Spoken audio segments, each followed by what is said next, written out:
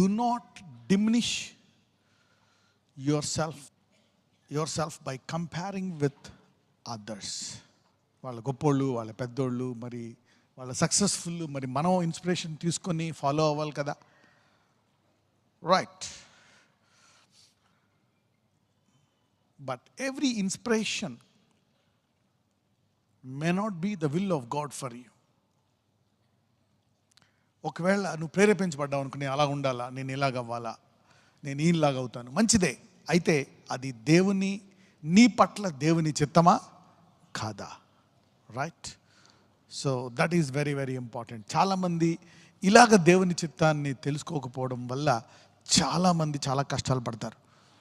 Okay, బైబిల్లో కూడా ఉన్నారు, ఆయన చిత్తానికి మరి అక్కడక్కడ లోబడకపోవడం వల్ల వచ్చేటువంటి కష్టాలు, పెద్ద పెద్ద నష్టాలు కూడా మనం చూసాం.